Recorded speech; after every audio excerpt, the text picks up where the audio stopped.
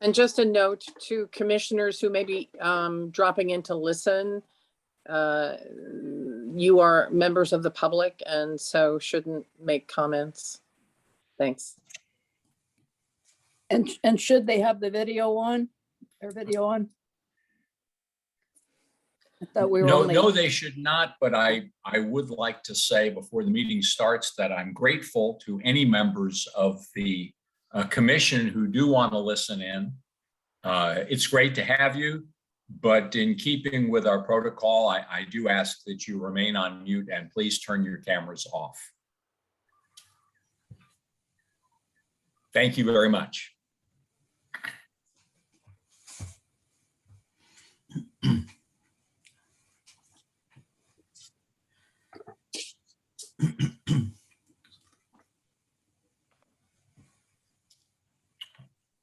All right, well, I got just got a note that it's 4 o'clock. So I am going to call the meeting to order and call the roll of the committee. Commission Chair Deborah Doyle. Here. Commission Vice Chair Thomas Hauser. Here. Commissioner Barbara McKenzie. Here. Commissioner Dave Cahill. Here. Thank you all for being here. And I'd like to thank everybody on the call for allowing me to change the schedule and move this back an hour. I'm currently down in Florida visiting my dad, hence the weird hotel lighting that is making me look even stranger than usual. But I do appreciate your flexibility. Got to spend a little more time with him today, and that was great. So I want to move first to item 4.1. Let me apologize to the members of the committee. I know that you were not happy with some of the minutes that were included in the last commission packet. That was my fault, and I do apologize to you. I have revised the minutes and you've all had a chance to see them. I'm going to take just a moment and review what's changed. I'm going to ask you to approve the revised minutes. And then going forward, I'm going to explain again the new procedure we're going to follow. We are not going to begin every finance committee meeting with approving the minutes. This is the one and only. Let's, Jen, you're anticipating me. That's great. At the top of page 6, where we are currently on the screen, the first complete paragraph beginning for payroll, the county wires, that paragraph, the paragraph that follows it, and the paragraph that says going forward, those were where the changes were made. And I attempted to clarify that the changes were not caused by any error with the bank, not looking to throw the accounting staff under the bus, but that these were errors that our staff had made. And I hope I clarified that. Do you have any issues with the changes, the new minutes as they appear in those 3 paragraphs?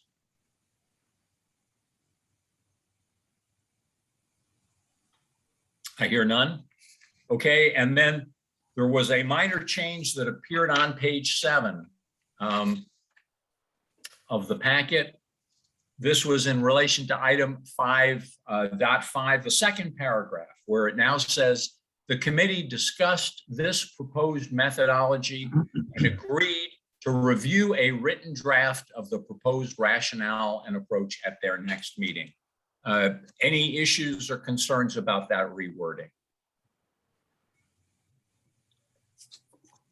Okay, I'm going to ask that we,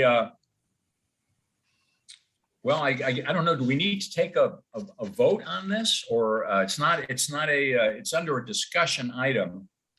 I'm going to assume that we don't. I do want to say, We did I'm decide to make it a discussion item so that we wouldn't start a procedure of voting every month. We just wanted to Okay. make sure the committee was okay. Okay, thank you, Jen. Yeah, the issue with going forward is if we wait to approve the minutes at the next Finance Committee meeting, we're always going to be behind by 2 weeks, the commission meeting, and I don't want to do that. So Jen and I have been in communication, and I think I've written to all of you about the new process going forward. At the conclusion of the Finance Committee meeting, Jen will prepare a draft of the minutes as she has been doing. She'll send it to me for my review and edits. I will review, make any edits, and send it back to her to make the changes. That's been the process so far. Going forward, what we're then going to do is to send it to each of you. And we'll give you a few days to review it. If you have any issues or concerns, or you feel that the minutes were not accurate or gave the wrong impression, please reply to Jen and to me, and we will take care of it. My only request, I thought that the changes you requested this past month were absolutely legitimate. I had no issue with them, but I would ask that you take a similar approach going forward. Let's focus on any revisions that are substantive in nature and not get into unnecessary wordsmithing. Is that okay with everybody? Okay, thank you for your understanding. All right, we're going to move on to item 4.2, update on the new CFO. Anne, what can you share with us, please?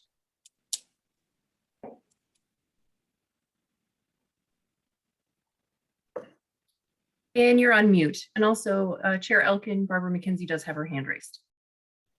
Oh, I'm sorry. I apologize. Barbara, do I need to go? Did I jump ahead too quickly? Yeah, I thought you were going to ask for comments on the procedure. I thought I did, but I, oh, okay. Yeah. What do you think? I'm sorry. I didn't weigh in time, I guess. I just had one thought. You know, this has evolved over time. We didn't even used to have minutes, you know, when the new commission started. And then when I was the chair of the commission of the Finance Committee, I actually wrote up a report and read it in. Anyway, we've evolved over time. I think this is the best, way better than we used to do it. I think it's wonderful that we have minutes. We have good minutes and so forth. I just had one comment, which I noticed that like individual, the minutes never reflect other people saying things. I have been pretty mouthy all along and always seem to make comments about things, and I never see it reflected in the minutes. And one question about that is that Commissioner Cahill brought up at the commission meeting, what was the permanent record of the commission? And I think some of us thought it was the video, and our attorney, I believe, pointed out the permanent record is actually the minutes themselves. So I don't think we should have every little thing we say reported, but I think it might indicate some of them more important comments that we make. Again, I see Chair Elkind in there and I see Director Hammond, but I never see any of the individual, perhaps trenchant comments made by other committee members. Thank you. Just a comment. Thanks. Okay, I appreciate that. Thanks, Dave. You have a comment also, it looks like. Yes. It turns out that the video recording is the complete record of the meeting. It says so in our bylaws. My view is that Jeff Mitchell simply had not gotten around to absorbing our bylaws. Anyway, and it says in the bylaws that what we see on our screen is so-called summary minutes. So I'm perfectly content with the procedure going forward. I don't need to see my name in lights or in the minutes. And so anyway, I think what we've got now, as you've outlined, is perfect.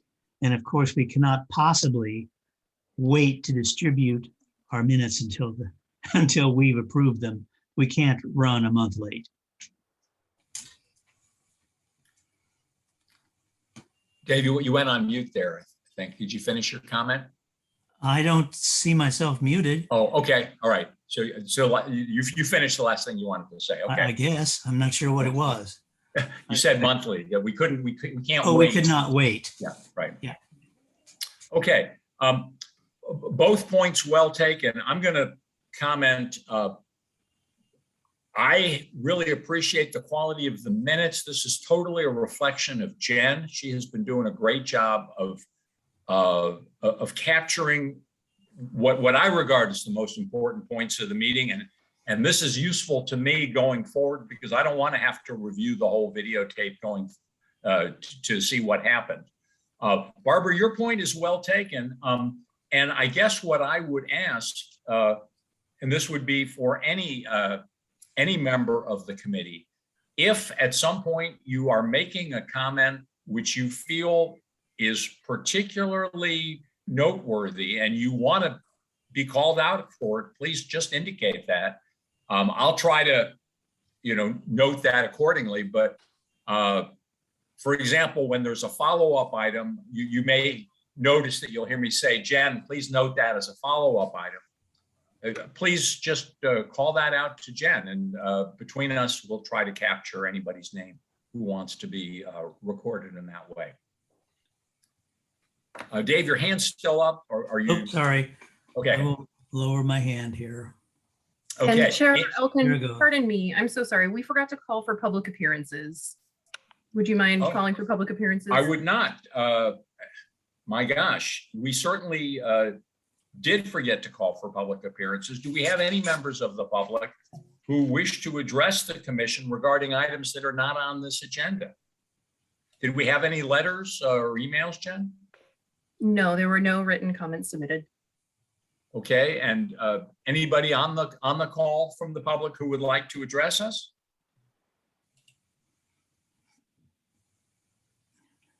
I don't see anyone raising their hand. Okay, thanks for that catch. All right, well, Ann, you're probably sitting on the edge of your chair by now, and I'm sitting on the edge of my chair waiting to hear. Please give us an update on the new CFO. This is item 4.2. Yes, happy to. So it was my great pleasure last Friday to share with the commission that Ludmila Lopez will be our new CFO. She begins November 1st, and she is coming to us from Alameda County, where she's been serving as the finance officer for the county administrator's office and the public defender's office. And she's previously worked for the city of San Francisco and worked with the library there. And she has served on the city council in Richmond, where she lives. So we're super excited to have her joining us, and you'll be meeting her very soon. That is the best news you could be bringing to the Finance Committee. Thank you very much. Cannot wait for her to start. And we will be, we're going to be talking in a later item about some things that will directly relate to her first days on the job. But I'll put it off till then. Thanks. Any questions for Ann before we move on?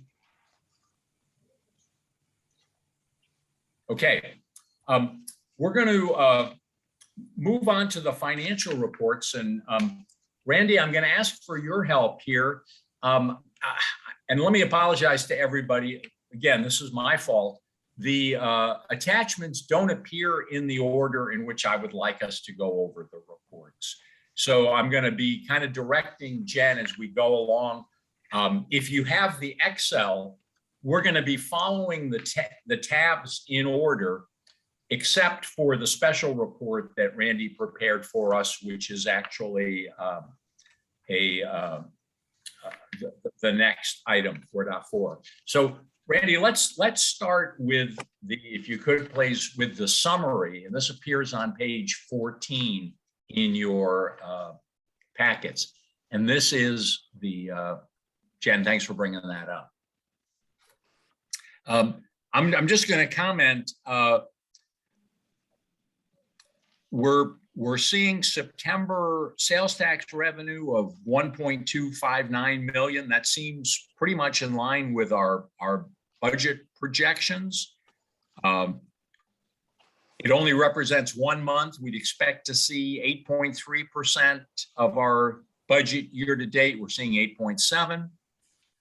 That seemed fine. Expenditures, for the most part, looked good.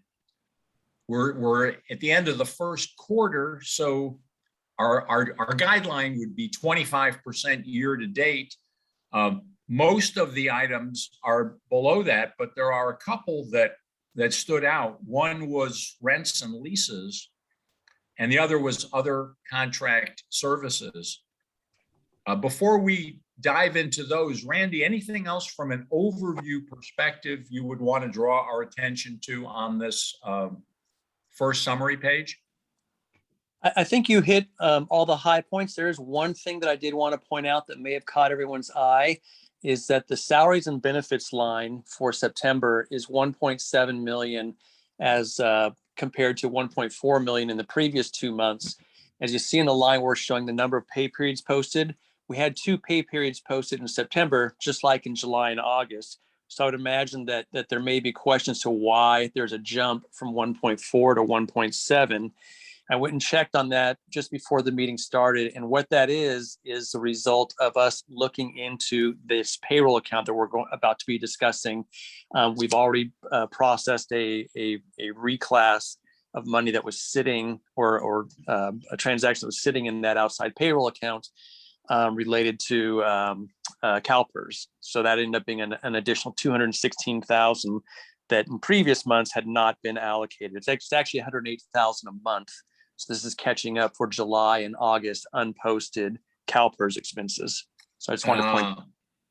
Okay, good. Thank you. And on that line, Randy, I had a question because where it says salaries and benefits, there's a little number 1, and below that it says, in the footnote, it says total pay periods posted, but it says as of 7/31/21. I'm assuming that should be as of 9/30/21. Is that right? It should be as of 9:30. Yes, good catch. Yeah. Okay. Well, then, thanks for the explanation on the salaries and benefits. I had a question, first of all, about the rents and leases. The September rents and leases were significantly higher than previous months, and also higher than the budgeted amounts. Randy, do you or Ann have any detail on what accounted for the extra $30,000+?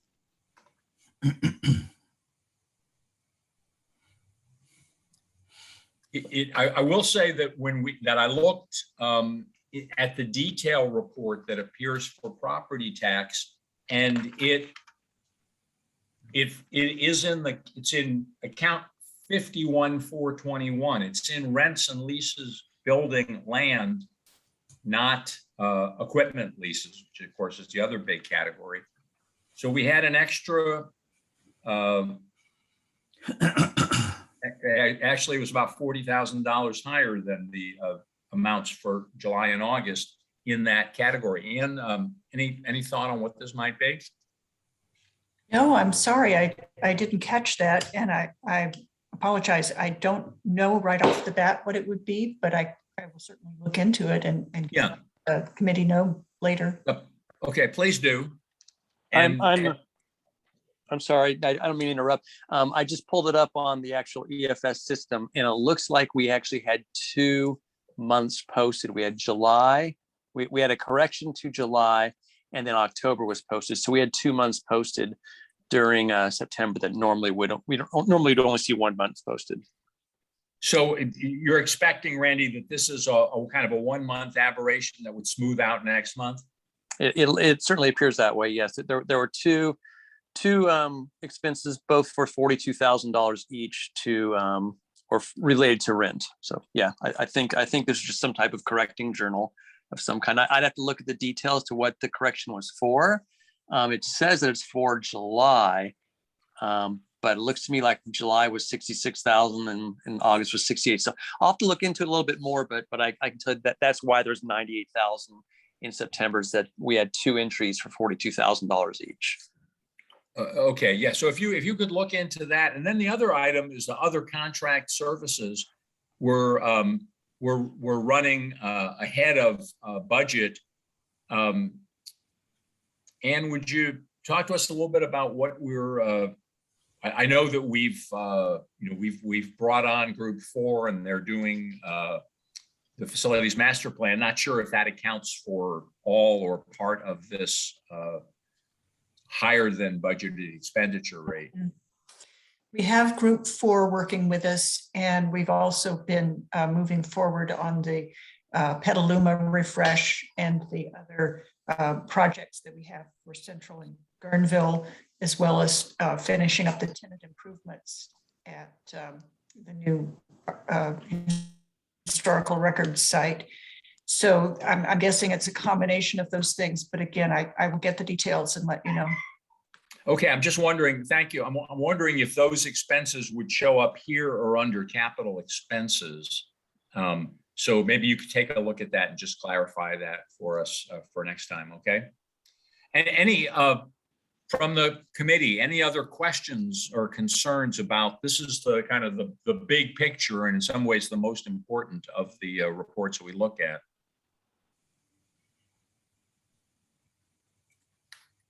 Okay, I'm not seeing any questions. Jen, the next report I'd like to go to is the one that you reprinted or reformatted for us. We're gonna have to switch documents here, and that's the cash balance summary. Yeah, here we go.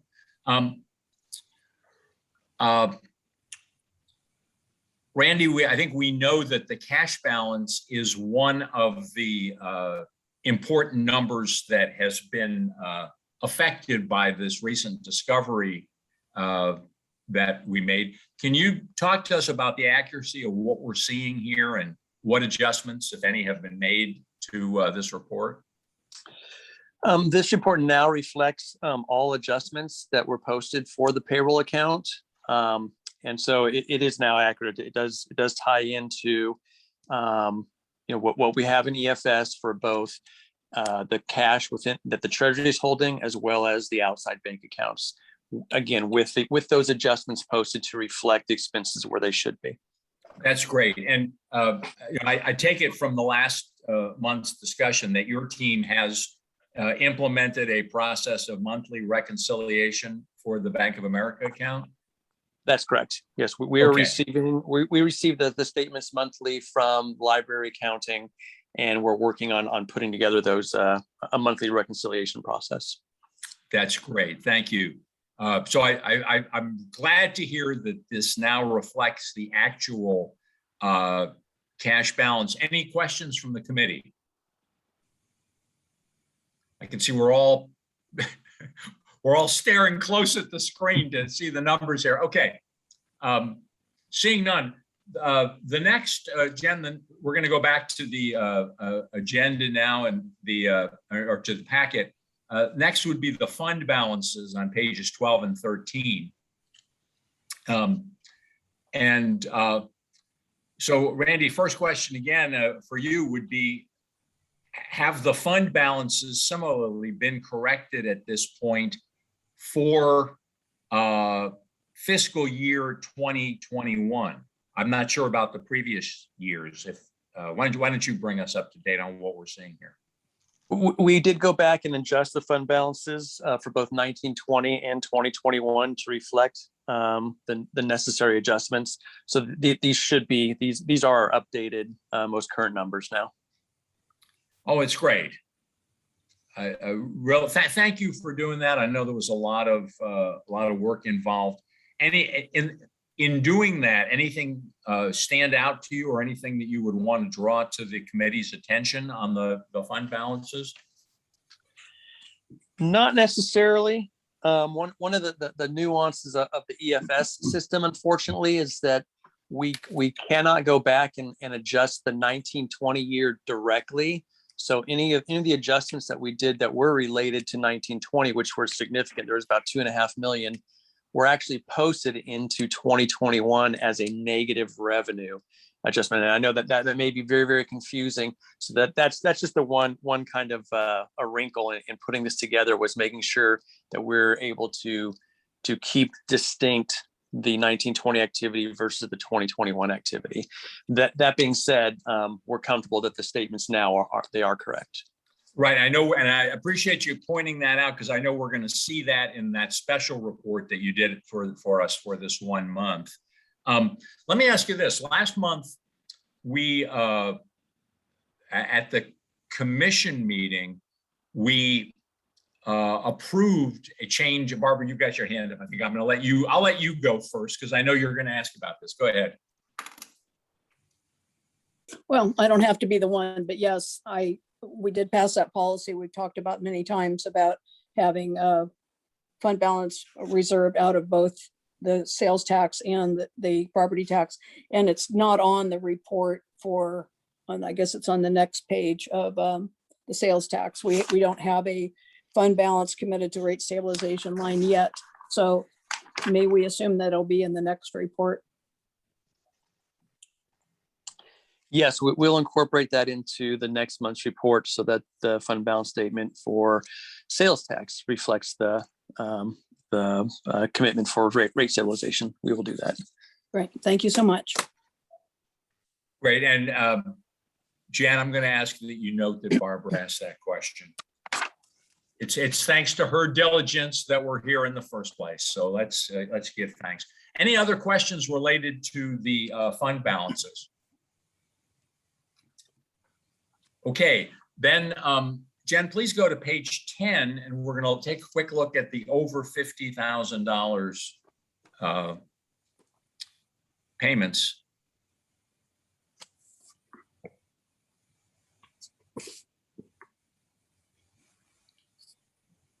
So it looks like there were just 2 in September, the retiree health insurance and the bibliobus, the long-awaited bibliobus. The soon-to-be-released bibliobus, if we can get the insurance papers together, right, Ann? Any questions or comments on these? Barbara? Yeah, this will probably tie into some of our other conversations going forward, but the very last line there, I guess second to the last line, the EBSCO subscription services, it lists the fund as property tax. And I know that we already have a statement of our intention that 2/3, 1/3 on certainly on books and materials. So I guess the question can carry over, but it's when do we do these adjustments from one fund to another? Those adjustments were made periodically by the CFO, and I believe our intention is to do them quarterly going forward. Quarterly. So would this be I guess, I don't know where this fits in the quarter, but perhaps a comment on that. I mean, I don't know where we see these adjustments being made on an ongoing basis, but since we're making a point of, clarifying where the money's coming from, I don't know whether we should adjust this report in the future or something, because it clearly says that all of that money is coming out of the property tax. So I don't know if that's confusing for the record. If I may, I think that's a very good point.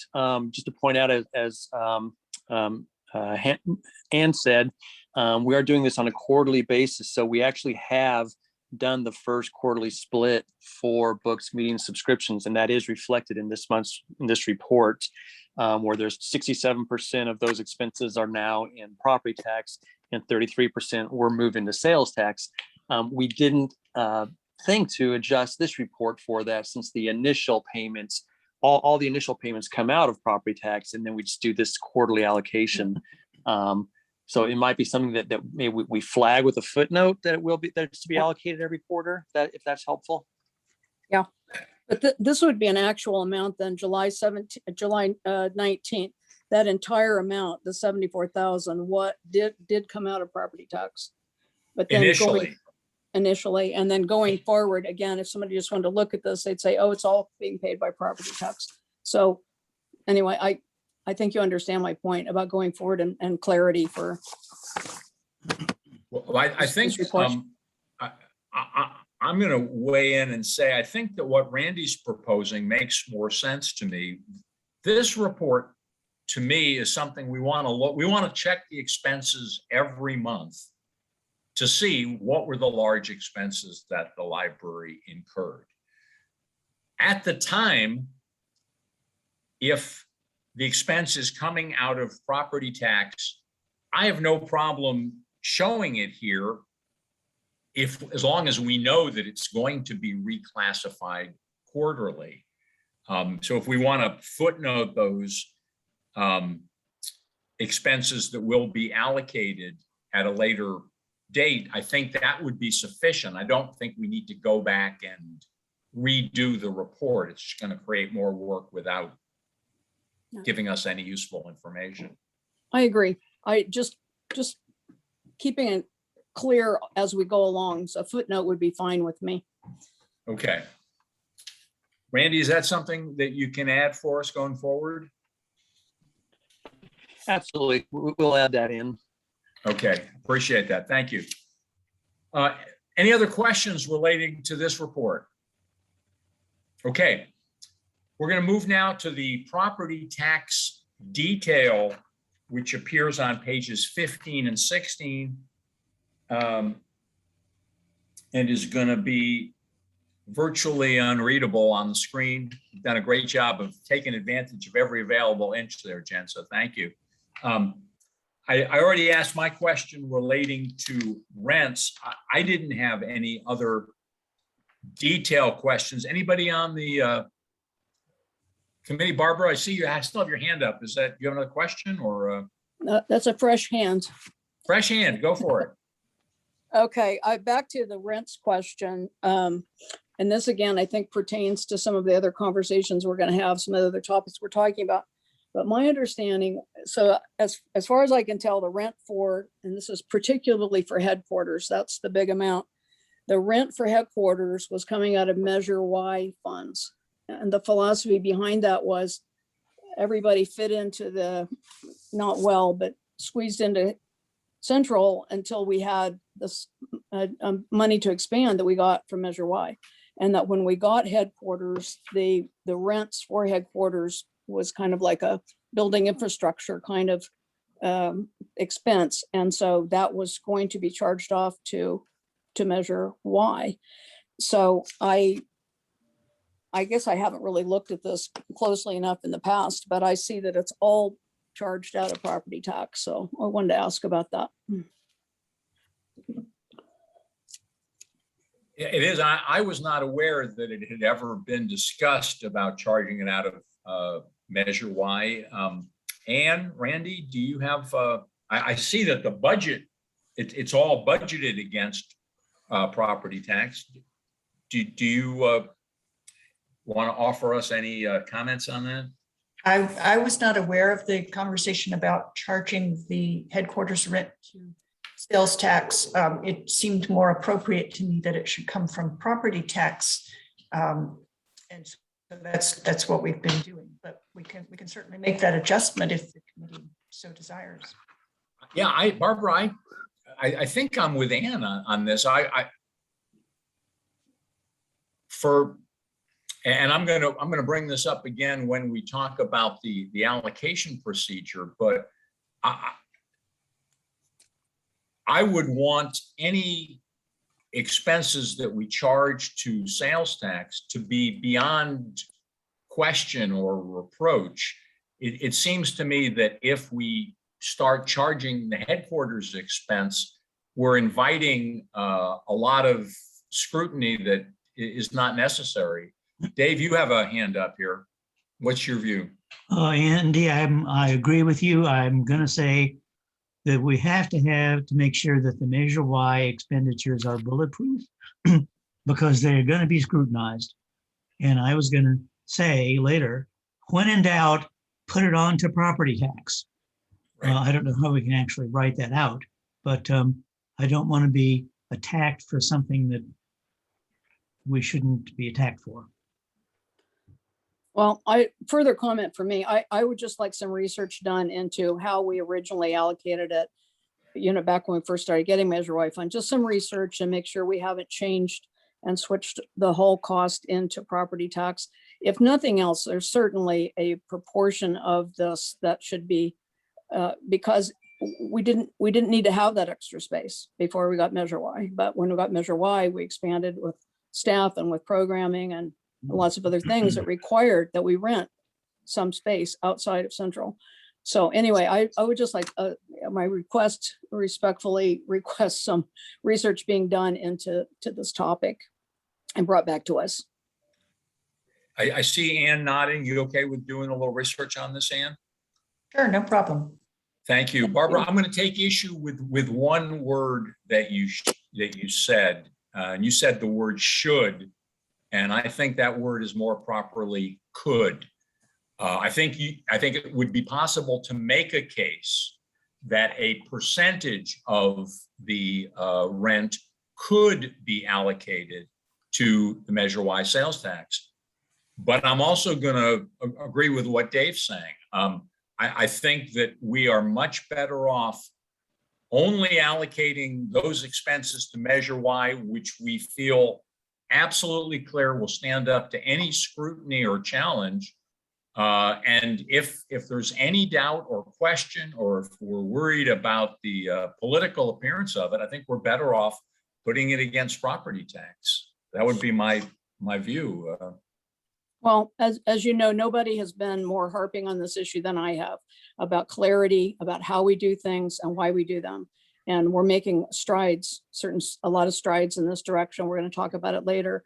But I'm not making any kind of hopefully a controversial point, but just a point, as a little bit of the historian and how we started off with this, just to make sure that we have a consistent policy again, and we document how we do it. So. Fair enough. I think that's a very reasonable request. Ann's going to look into it. And Ann, just to clarify, just looking historically to see how have we budgeted and charged the rent for headquarters. I believe it's always been property tax, but I could be remembering incorrectly. So thank you for checking that. And Barbara, thanks for bringing it up. Any other questions relating to the property tax detail? Commissioner Doyle has. Commissioner Doyle. Just a note that I think if we do clarify this would be very helpful for the Measure Y Oversight Committee as well. So thank you, Barbara. Yes, I think that's a great point. And Jen, please note that suggestion came from Commissioner Doyle. Okay. Next, we're going to look at the sales tax detail, which appears on pages 16 and 17 of the, 17 and 18. I didn't have any specific questions on these detail pages. Any other members of the committee? I'll give you a moment to get there.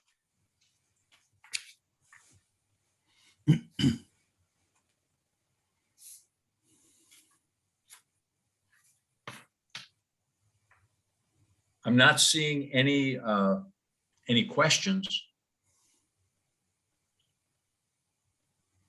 Are we good to go ahead? Okay, Jen, let's skip ahead to page 21 to gifts and donations, please.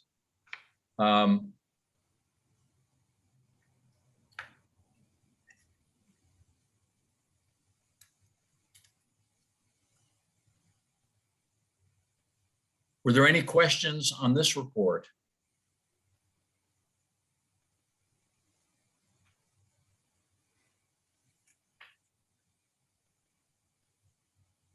Not seeing any. And back one page, please, to bequests.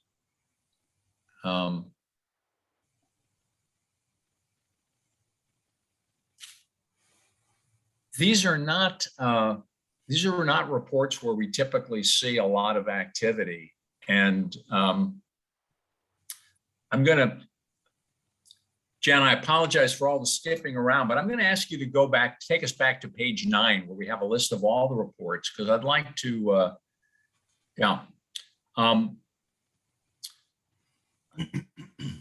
we have some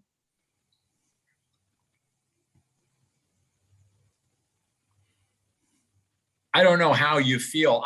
I think we could look at the bequests and gifts once a quarter or once every 6 months. I don't think we need to look at these on a monthly basis. How do the other members of the committee feel? Doing it quarterly or semi-annually sounds Yeah. fine with me. Barbara, what's your feeling? Well, I think they can be in the report. We don't have to talk about them every time. But Okay, if it's just as easy for Randy, it's just keep it, you know, we always got it there. We don't have to talk about it too okay. much. I think I'm going to look to focus on it. Yeah, Tom, what's your view? I agree with Barbara. We started doing this because we had trouble finding things and making sure it's there and we can find it every month. And then we just don't have to comment about it or pay too much attention to it. Okay, I'm fine with that. Deborah, are you also okay if we include it but don't necessarily review it? Sure, and I think that our new chief development officer might have some suggestions down the road. There may be a different way that we look at this. So so I'm fine with keeping it in, but only talking about it quarterly unless there's a or by, you know, semi-annually if there's a need. Great, thank you. Thank you all. Okay, I'm gonna then move us on to item 4.4, starting on page 22. And Randy, I want to thank you in advance for the extra work that you did. I know we asked you to see how the corrections would impact our budget allocations for OPEB, insurance, premiums, and workers' comp. And from your correspondence, I took it that you feel that despite the magnitude of the errors, that actually our budgets are pretty much in line. Is that correct? That is correct. When I started looking at this, I realized that, you know, my concern about the budget was based upon the fact that normally when budgets are developed, it's very common for entities or departments to look at what was spent in the previous year and use that as a benchmark for what they budget in the coming year. And that still is true for things like services and supplies. However, for the salaries and benefit budget for the library, we didn't use that approach this year, and I'd completely forgotten about that. We just looked at total all allocated positions being filled and what that cost would be. And so the fact that we had errors in the previous year really didn't have any impact on the 21-22 budget. As you can see, I don't know if we have that report up on the screen right now. Yes, we do. Okay. Yeah. So if the current fiscal year 21-22 budget of 26.8 million, as I'm sure you'll notice, is much higher than the adjusted actual for 2021 of 19.6 million. And that's simply a factor of the number of vacant positions throughout 2021 that we're assuming would be filled for 21-22. So we do not have an issue from my perspective, from the budgetary perspective anyway. Well, that's great news. And I think this is where, and I had a momentary panic, Barbara, I'll get to you in just a second. When I first looked at this, and in the upper right-hand corner of the report, it looked like our property tax revenue was $3+ million lower. This is actually the correction you were talking about earlier, that the correction in the fund balance shows up here, but it doesn't mean that we actually got less property tax revenue. Is that correct? That's correct. Yeah, it's actually a reflection of the additional unrecognized expenses. Has nothing to do with revenues. Okay, thank you. Barbara, your question, please. My question was about these really huge increases in the PERS, the health insurance, the dental insurance. I mean, really large. I wonder if I'm misunderstanding this. You're looking at the current fiscal year budget compared to the fiscal year 2021 adjusted actuals, right? Yeah. I believe I can answer that. One of the challenges that we had when we were doing budget development is that we did not have access to the actual benefit amounts that went along with the salaries. So what we did is we looked at historically what percentage of salaries and benefits are actually benefits, and we just did a straight allocation for that percentage to each of the individual line items. So there may not be a real good matchup for some of these when it comes up to the actuals. You know, I noticed like the PERS line 50755, we have Yes. 6.7 million budgeted as compared to 2.5 million. The Wow. actuals, that definitely raises your eyebrows. But again, it may just be a matter of the percentage allocation that we used was not 100% correct. I think in total, the amount is correct. But you know, we had to go with the information that we had available at the time that the budget was developed. So Randy, are you saying that it's possible that some of the numbers in the fiscal year budget for that are benefit related may actually be higher than they need to be? I think some line items are probably higher and some may be less. I'd like to think that overall that they are correct. Let me ask you this, because it relates to a topic I wanted to touch on later. Once we have the audited financial reports from the last 2 years and say mid-year this current fiscal year, would we be in a position to revisit these numbers? The audit won't go down to this level of detail. The audit will only be centered or focused on the total salaries and benefit costs. It will not go down to the account level detail, fortunately. Okay.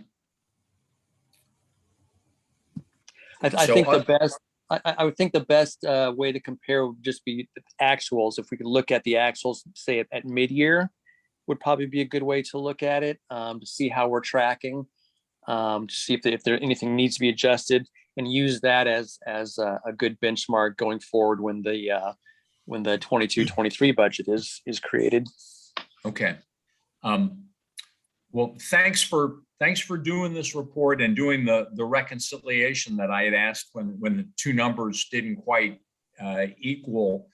Does any other member of the committee have any questions or comments on this? I take it as good news that we don't need to revisit the budget now. Tom? My thought relates to our new CFO coming on board. And I think it might not be a bad idea to ask her just to listen to this tape and hear this kind of discussion that we're going through today about all these corrections, so she gets it in her mind. And you don't have to say yes or no. It's just a suggestion that's out there. I think that's a great suggestion, and yeah, agreed. Thanks. Any other questions or comments on the report? Just a note, I think this whole conversation reminds me that we do have to take a look at the appropriations limit probably, and just because we're sailing pretty close to it. So is that going to be, Deborah, is that for the current year, or are you thinking for the next fiscal year? probably, I think we should take a look at it for both. Okay. Okay. Yeah. Okay. Jen, would you be sure to capture that, please? Okay, any other questions or comments? Randy, thanks for taking a look at this, and I'm really glad that despite the magnitude of the errors we discovered, we don't have to redo the budget at the moment. The next item, 4.5, draft of the Measure Y allocation methodology and procedure. Ann, this is you and Randy. Could you take us through the proposed process, please? It looks like that actually starts down toward the bottom of the page. Mm-hmm. Yes, so we were reviewing how the Measure Y allocations have been done in the past, and Randy and I discussed bringing a little more structure to the process. He's told me that some of the other departments that he works with, who have different types of revenue streams, use a proportional formula. And so our proposal is that we do the same thing, that each year we look at how much revenue we are receiving from each stream. So currently it's about 67% property tax and 33 sales tax.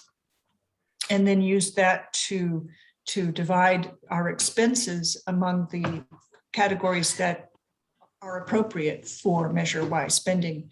So with the proviso that we are supplementing, not supplanting our property tax, we would look to allocate spending in areas of collections and facilities and technology and communications and all the things that are specifically mentioned in the Measure Y language.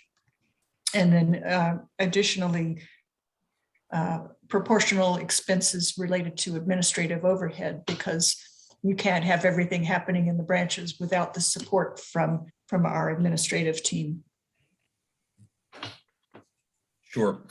I have some comments and requests, but before I go, I'm going to look for comments. I see Dave and Barbara. Dave? Yeah, I have 3 really. First of all, and this is a true quibble, just like my third one will be, you've set forth what is claimed to be the adopted expenditure plan.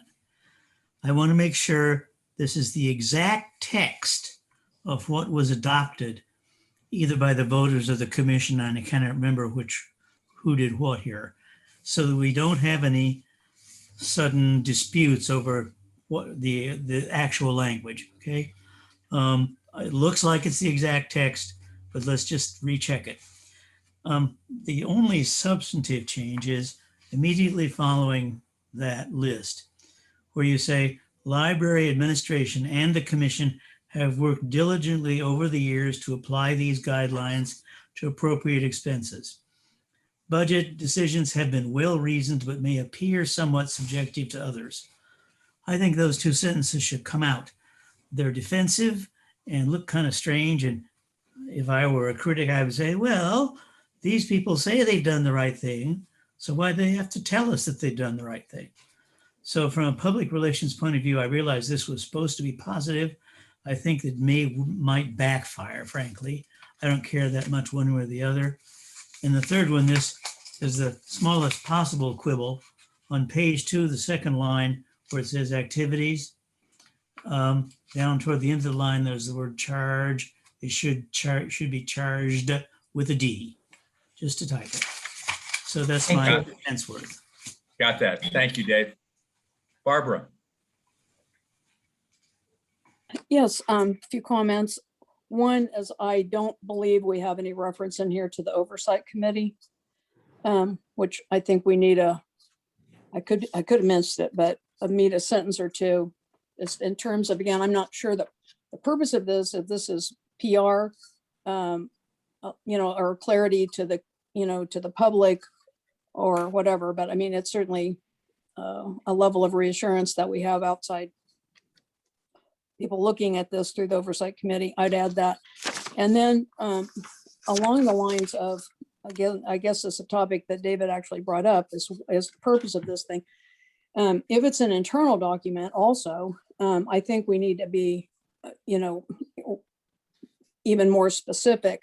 Earlier today, I brought up the topic of the lease and who's paying for, especially the lease on HQ.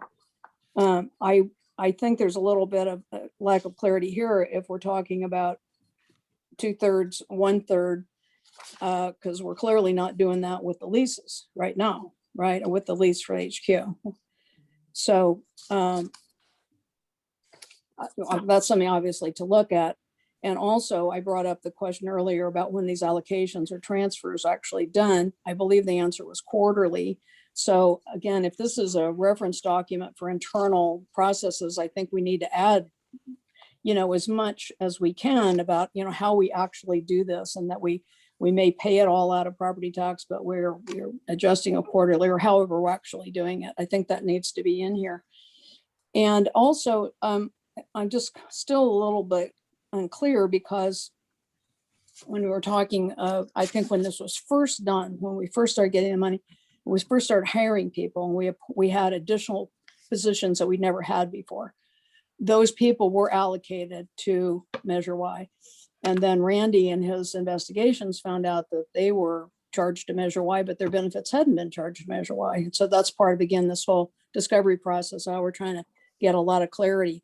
So if we move to this kind of concept, which is much more general, 1/3, 2/3, besides the rent issue, which is significant, I'm wondering if we're going to not have that concept of certain employees being Measure Y employees or not. I'm not sure how I feel about it. And I think we can't just ignore the fact that we started out that way. And it just needs a little more clarity to me. It's one of the issues that needs clarity. Anyway, those are my comments. Thank you. Okay, Tom, I see you have a hand up. I want to follow up on what Barbara's saying, because I have a math problem, and it relates to what she's talking about. We have said that this is a new activity, so this should all be Measure Y money for X, whatever that is. And then other things are traditional old things we've always done. So that's Y should be done 100% for property tax. Are we going to do everything 2/3, 1/3? Because that gets away from the concept we're supposed to spend it for new things. And I think that may be, you talk about a political difficulty. I see that getting away from that language of new things as opposed to just a percentage split is appropriate. I worry about that. I don't think that's following through with the concept, the language that was voted on by the voters. So I think we have to have one or the other, not both. I addressed. And it looks like you want to talk. Go ahead. Yes, so my reading of the expenditure plan and the language of Measure Y is not that it's restricted to new things.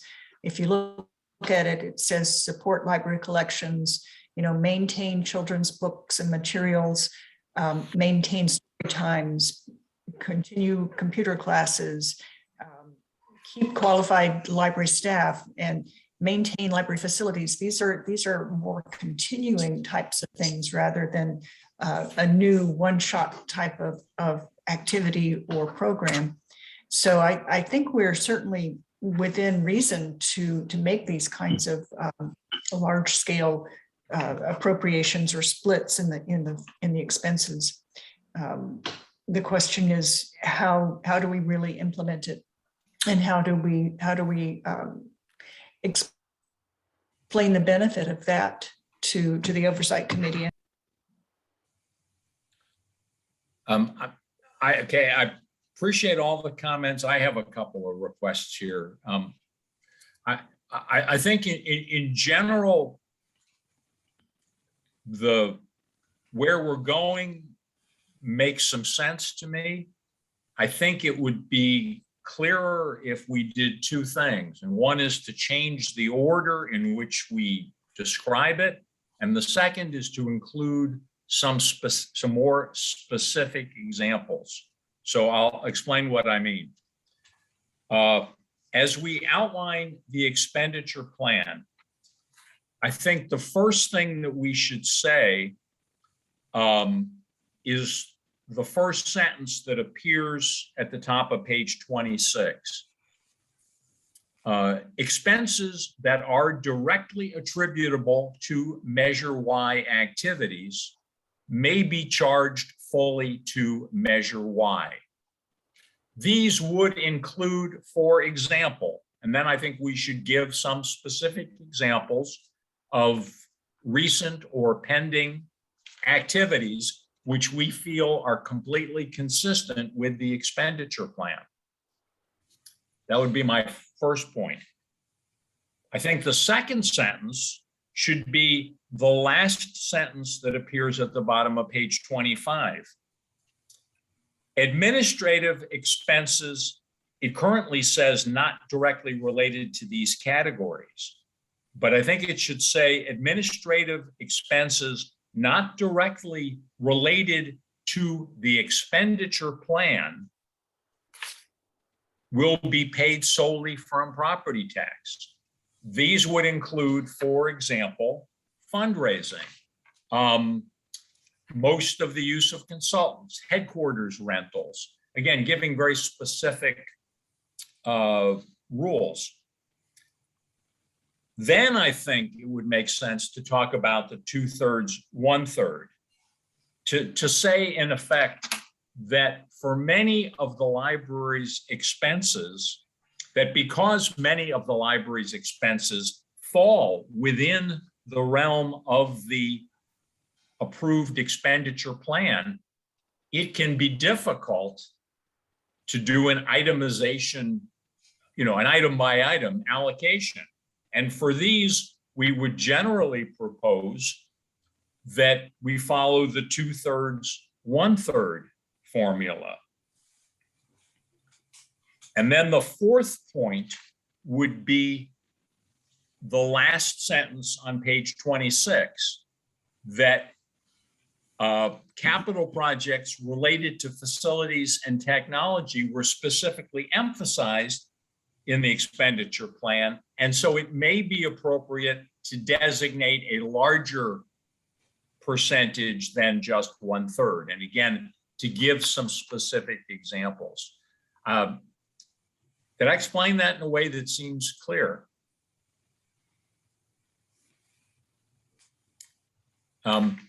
I think I'm trying to do this in a way, Tom, I'll get to you in a second, in a way that's consistent with what Commissioner Dave Cahill was saying before. And Barbara, I know this is near and dear to you. If we're going to allocate it to Measure Y, it should be really clearly allocatable to Measure Y. If we're going to divide it 2/3, 1/3, it should be squarely within the realm of the expenditure plan. And I see hands up. Tom, then Barbara, then Deborah. Andy, I agree with what you said. My question relates to if we, let's say the book handler, the sorter that we have, which is entirely new. I see that as entirely a Measure Y measure that has, made things much more efficient and all that kind of stuff. A great idea and everything. I see that as 100% Measure Y.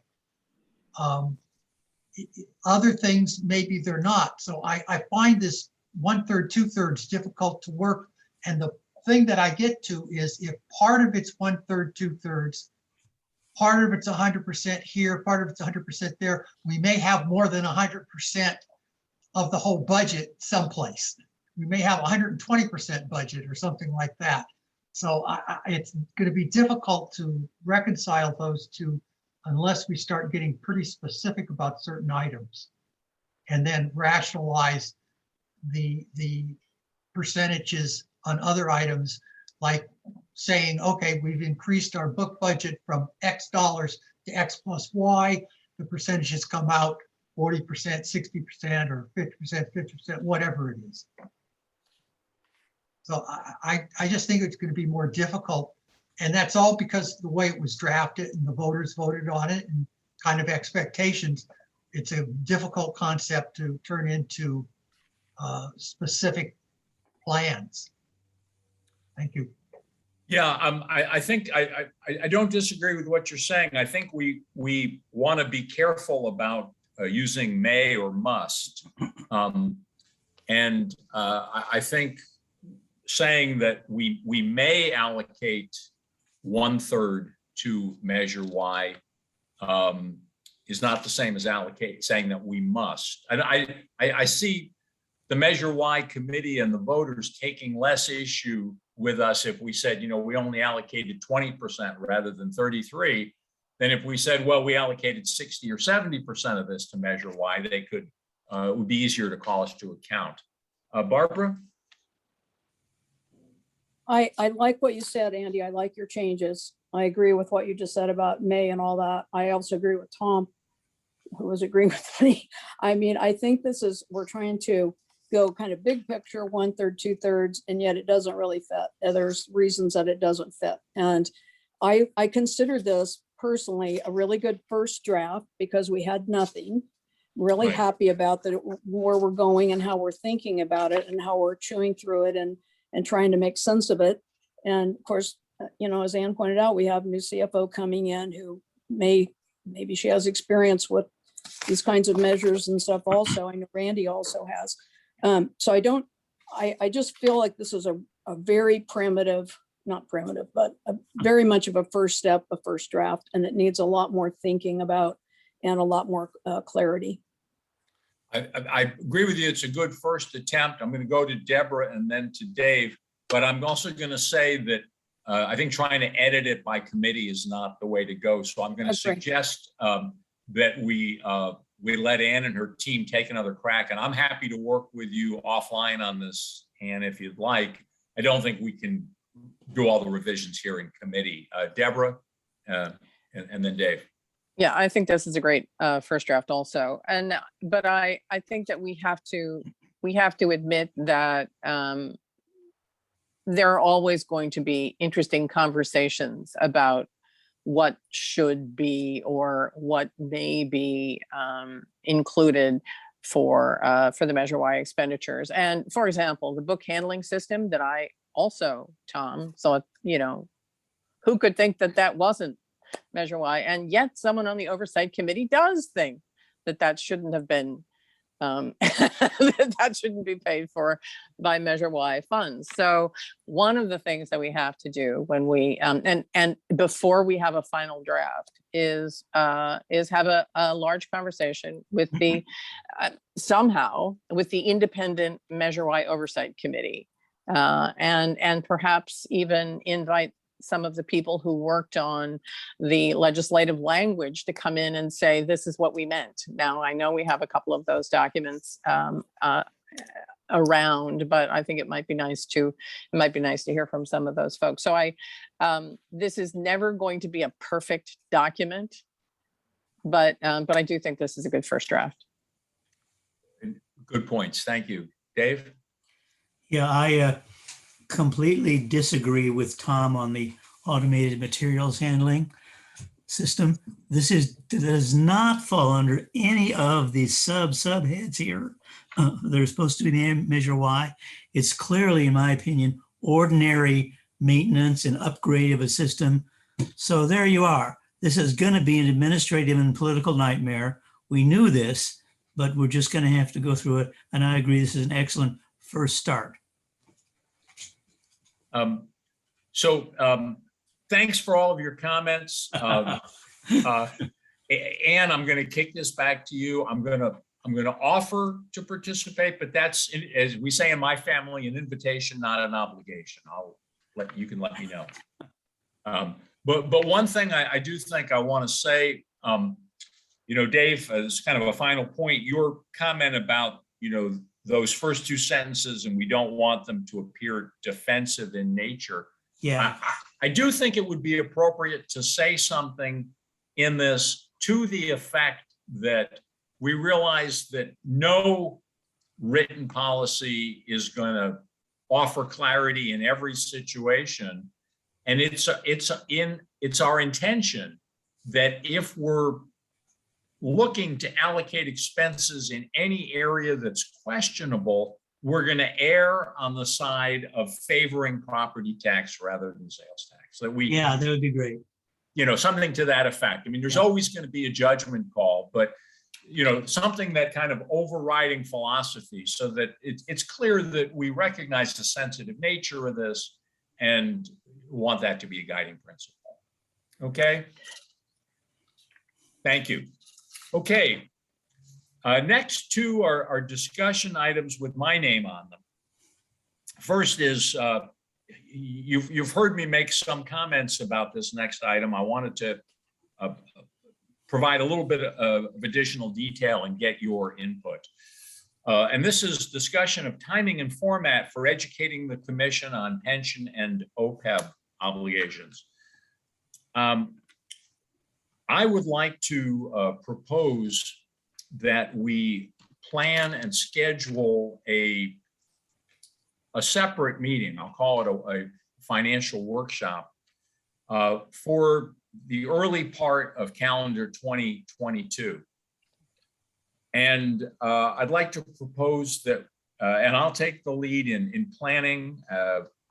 I will be reaching out to you and to other members of the commission for some input and guidance. But my thought is that we would cover 4 topics during this workshop. The first, and I want to acknowledge Commissioner Fred Egbarth for some materials he shared with me in this regard, but something I felt for a while that we should be doing to educate particularly newer members of the commission is some information on the commission's role in financial oversight. What should we and should we not be doing from an oversight perspective? So some general responsibilities for the commission. Second topic I'd like us to take up, and I hope that we'll be able to do, are the audited financial reports for 1920 and 2021. I know Pacenti and Brinker should be underway on those now, and I hope that you and your team are riding herd on them to make sure that they get them done by year end. Third topic would be mid-year budget review and adjustments. Once we have the December financial reports, we'll be at the mid-year point. It would be timely for us as a commission to look at how are we doing, and do we need to make any adjustments to our current year budget? And the fourth topic would be understanding our long-term pension and OPEB liabilities. I know from communication with Ann that we have retained the consulting firm. They're currently working on our pension liabilities, and we should be having that sometime within the next month or two. So those are, to me, the 4 topics that we would want to cover. Comments, suggestions? I like what you suggest. I'm Me very too. glad we're going to be able to do this next calendar year after we get the audited statements. That's my hope, Dave. And I just didn't see that this, I felt it's for the full commission. I don't think we can do it in a regular commission meeting. I think we need a separate focused session. Barbara, you were starting to say something too. Oh, I agree. I think that's a really well-designed group of topics, Andy, and I think the timing would be very good, and I hope it's early in the year. And I agree. I saw something that Commissioner Fred Ingbarth also said about, really taking seriously the responsibilities that we have as fiduciary responsibilities. And I think it's one of these things back when we talk about the roles and responsibilities of commissioners and the maybe understated or less clear understanding that even our appointing bodies have of what we are doing, that we have a budget which is larger than all but 3 of the cities, I believe, in the county. And so we have serious financial responsibilities, and of those, the really large liabilities are huge, and we really do need to understand them a lot better. So I really appreciate your work on this, and I agree with your topics. Thank you so much. Thank you. Deborah, I see you have a hand up. Yeah, we're going to have, as we've discussed at the commission meetings, we're going to have a board effectiveness training session that is separate from this. And I think that because some of the commissioners are relatively new, we need at least to have an initial conversation about financial responsibility at that kind of training. And so I think the basic requirements of what a commissioner does can be handled in something like a board training, but the deep dive into the pension and OPEB obligations and the budget and financial policies, I mean, deep down that this committee looks at, I think we can take that up in the early next year conversation. Okay, good, thank you. Mm-hmm. Okay, so please know that I will get underway on this, and I'll probably be reaching out to you for your individual expertise and guidance as I get into the details. The last topic that we have here is 4.7, discussion of need for documentation of accounting procedures, update on budget and finance policies, expectations for new CFO. We had some discussion last month. Well, let me back up a second. The discovery of the significant errors in our financial reporting, which I think was kind of a shock to all of us. I think in another way, really just shined a light on something that we've all suspected or known for some time, which is that over the last 2 years, we've been without the services of a long-term and effectively functioning CFO. Our finance and accounting staff internally hasn't had a lot of guidance, and probably a lot of the things that they do have not been documented or adequately trained. This is not their fault, but this is the reality of the situation, and I think it's the reality that our new CFO is going to face.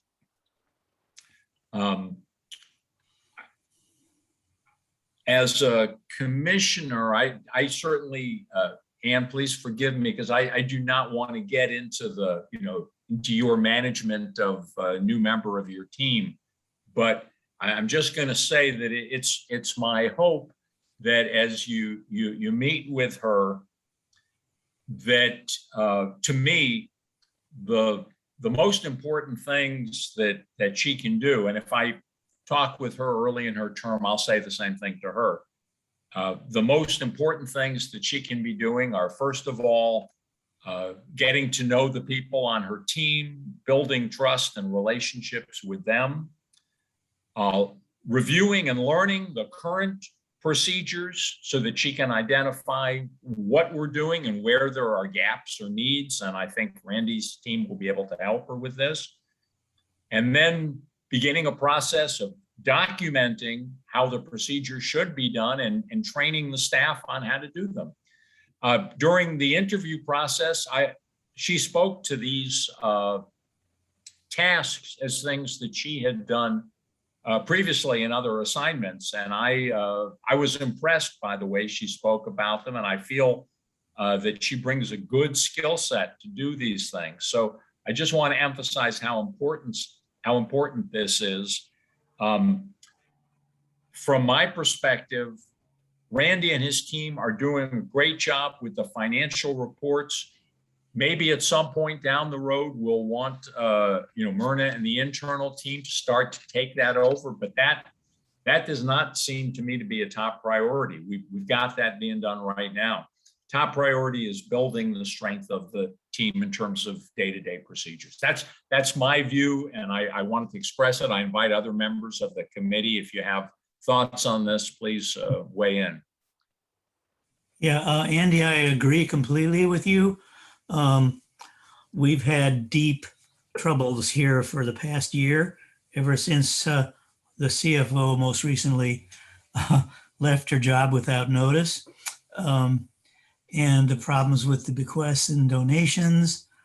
And this is partly, if not largely, due to the fact that there are not written documented procedures for most. As I think I mentioned last committee meeting, I asked Jane Clickman for this stuff over a year ago, and she searched and she says there just isn't anything. So this should be a really top priority for our new CFO. Thank you. Tom, I see you got a hand up. I agree. Thank you. Barbara, I see you're coming off mute. Well, I just obviously fully agree. I'm like, documentation is key to everything. And, hand off from one person to the next if you don't have documentation. And that's what we've seen. I believe a just to tag on to what David said, I believe our problems went back, even further than the last exit of the last CFO. And I think it's been, 2 full years, as we know, since Ken Neiman left. We've had a lot of turnover. And anyway, I just 100% support documentation of everything and training of commissioners, staff, and everything. So I think we're on a good track. Appreciate Anne and her, devoted attention to getting a new CFO. I know you put a lot of time and effort into it, and also the team who did the interviewing. And I know it's been high on Anne's agenda for a long time. And so it's taken us till now to get there, and appreciate everything Randy has done to, hold us in place. And I think we have a lot of confidence in his reports. He's brought a lot of things into clarity that we didn't have into clarity, like all the gifts and bequests and lots of things. So we have made progress, and appreciate, I don't want to leave anyone with the impression that we were, scrambling around, not knowing what we're doing. I think we have made continual progress. And I applaud you too, Andy, for your direction and your leadership on the finance committee, because I think you've done a great job and leading us to places we need to go. Thank you. Thank you. Anne, are you okay with this direction? Absolutely. And thank you. And let me just say, and I'll try to frame this from the commission's oversight perspective. As a commissioner, I'm not interested in getting into the details of what the specific documentation is. I just want to know that we have it. So thank you. And beyond that, I just can't wait till Myrna starts. And I can't wait till those of you who are on the committee get a chance to meet her. She's just a very impressive person, has a great personal story, which I'll let her share with the commission. And I think she's going to be a real asset to the library team. That's the last item on the agenda. Do you have any, Dave? I see your hand. Yes, since this is essentially a closing ceremony here, let me just say, and she's going to be watching this tape, welcome to Ms. Lopez on behalf of the committee. Yes, general applause from all the committee members. Do you have any topics that you want to add to next month's agenda?